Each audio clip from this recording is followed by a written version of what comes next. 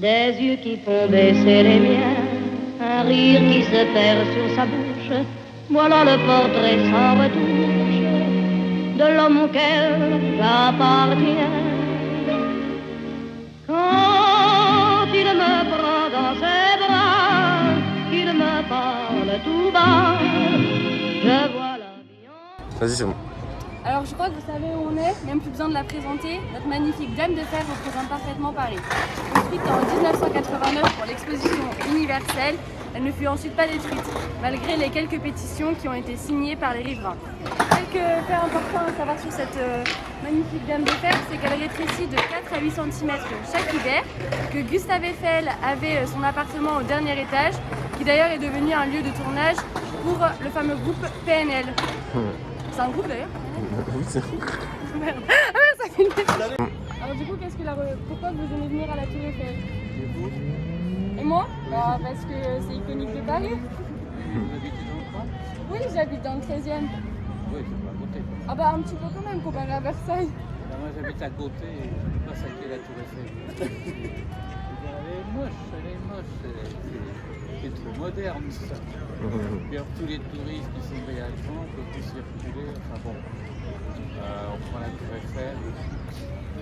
Ça serait temps de l'enlever, c'est ça? Mais ça va être dur parce qu'elle est bien accrochée. Franchement, moi je suis en admiration quand je sais qu'elle tienne parce que vraiment sous le sol, il peut y avoir plus qu'au-dessus du sol pour que ça tienne. Et ça maintenant, on peut même plus décider quand on veut sauter de là-haut. Non, mais c'est plus la Tour Eiffel qu'il y avait. C'est plus la Tour Eiffel d'avant, quoi. Oh non, non, non. Et c'est quoi l'endroit que vous préférez dans Paris? Dans Paris, le jardin du Luxembourg. Jardin du Luxembourg, oui. Dans le jardin du Luxembourg, il y a une poésie. Peu importe s'il y a beaucoup de monde ou pas beaucoup.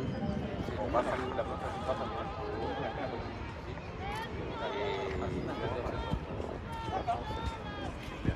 c'est pour avoir un appartement.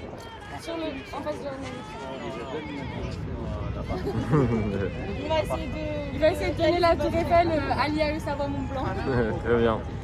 Merci, merci beaucoup. On va avoir une petite si vous voulez, il y en a plein.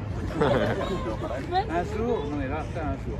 Un jour, j'ai marché, je regarde la carte. Je dis, les arguments qui peuvent me donner une Tour Eiffel.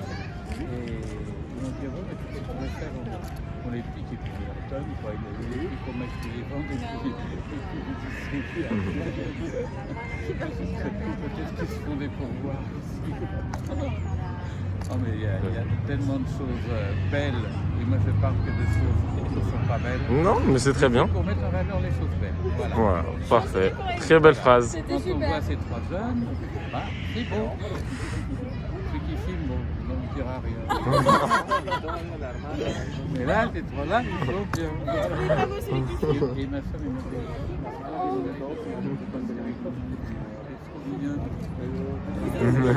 elle est mignonne, puis elle a fait...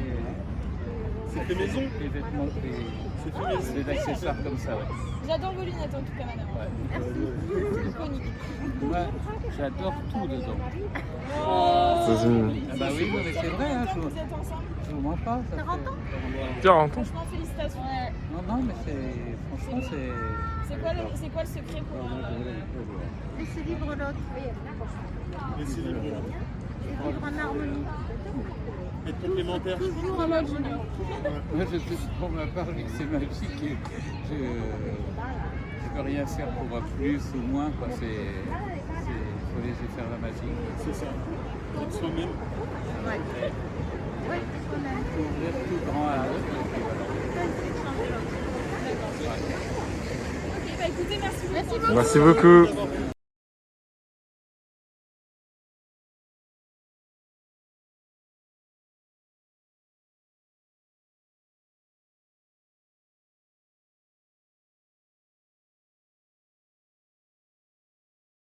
La deuxième chose qui est importante, c'est que ce château, c'est une seigneurie. C'est un peu notre monsieur l'historien, le comte de Chevreuil. Et ensuite, vous avez la deuxième chose, c'est une construction qui permet d'abriter bien sûr une partie du village, parce que quand il y avait des invasions, tout le monde habitait dans le château. On faisait rentrer les bêtes, voilà. Ça c'est la première chose. La deuxième chose, c'est qu'ils avaient la chapelle. Ça veut dire tout en un, il y avait ces activités. Mais la chose la plus importante, c'est qu'on protège la vallée de Chevreuse. Ça veut dire le commerce, ça veut dire plus tard le chemin de Compostelle, qui permet aux pèlerins qui venaient d'Angleterre, d'Allemagne de se retrouver à Paris, et ensuite d'aller à Chartres par le chemin de Compostelle que vous avez en partie basse. Donc un rôle économique, un rôle de défense, puisque le château c'est toujours un verrou, c'est-à-dire une clé qui permet de bloquer en cas d'invasion les Normands, etc. De bloquer ces personnes.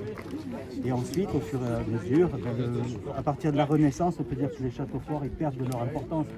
Parce qu'en 1453, on l'a vu à la guerre de 100 ans, les Anglais perdent parce que l'artillerie française, elle fait des ravages terribles et ça devient une arme redoutable, bien plus redoutable que les cavaliers, etc. La similitude avec la Savoie, eh bien, ce sont les clés. Les clés, qu'est-ce que c'est qu'une clé? C'est chaque fois que vous avez l'un en face de l'autre, surtout en Savoie, des châteaux. Ça veut dire qu'ils servent à la fois de défense, de verrou, c'est ce qu'on appelle un verrou, c'est-à-dire qu'ils bloquent les invasions possibles. Et la dernière chose, bon, péage bien sûr, parce que c'est économique. Ensuite, vous avez le cours d'eau, l'accès à l'eau, quelque chose d'essentiel. Et c'est en cela, si vous voulez, qu'il y a une similitude. Donc toujours on cherchait, à partir de tous les temps et du Moyen-Âge en particulier, à avoir un point haut et dans toutes les domaines. À l'époque, la Savoie n'était pas à la France, elle appartenait au roi de Savoie et au duc de Savoie, et puis qui était allié avec la Sardaigne. Donc, je ne sais pas ce que vous voulez savoir par rapport à Ça l'hydrologie. L'hydrologie est quelque chose d'essentiel. Quand on parlait des châteaux forts en Savoie, c'est parce que vous protégez aussi en même temps les accès à l'eau. Et regardez aujourd'hui, la prochaine guerre, ce sera peut-être la guerre de l'eau. C'est pas par hasard. Nestlé. Je pense à Nestlé. Mais ouais, même c'est carrément. Nestlé, voilà, on achète toutes les sources. Tout à fait. Le jour, ils vont acheter le Mont Blanc, ils vont le couper en tranches et l'amener chez eux. Alors, vous avez très bien répondu à nous apporter énormément d'informations. Je vais juste conclure par une dernière question. Alors, vous demandez, est-ce qu'il y a un peu de Savoie chez vous ou est-ce qu'il y a plus de... Alors, on est où exactement? On est à Versailles, Vallée de Chevreuse. dans les Yvelines, on est où? La vallée de Chevreuse. Ou est-ce qu'il y a plus de vallées de Chevreuse finalement en Savoie? Donc, essayez de faire le lien, qui a copié qui peut-être des l'air un peu humoristique. Je ne sais pas si vous voyez ce que je veux dire. Non? Si tu veux dire en gros, est-ce que ils ont copié la Savoie ou est-ce que la Savoie a copié L'idée c'est ça. Un peu humoristique. Pas humoristique, mais le lien, c'est ce que je disais tout à l'heure. Le verrou, c'est fermer les vallées, les protéger et faire en sorte qu'en même temps, en plus les impôts, c'est-à-dire qu'on collecte aussi, le seigneur collectait pour pouvoir être protégé, si vous voulez, l'ensemble des villageois qui étaient un château. Quelque part, il payait, il y avait des corvées pour ça. Okay. La protection était payée. Super. Moi, je conclue juste sur ça. Est-ce qu'il y a un peu de Savoie chez vous? Vous me dites oui, oui ou non? je suis. Est-ce qu'il y a un peu de Savoie toute ma vie chez en vous? Savoie. Oui, je passe ma vie en Savoie. Le peu que j'ai de vacances, je passe en Savoie. On recommence peut-être parce qu'on a parlé un peu trop. Parlez bien fort. Vous le remettez au timing. Est-ce qu'il y a un peu de Savoie chez vous? Ah oui, complètement. Dès que j'ai du temps libre, dès que j'ai quelques jours, je pars en Savoie. En Tarentaise. Voilà. Top, top. Merci beaucoup, monsieur.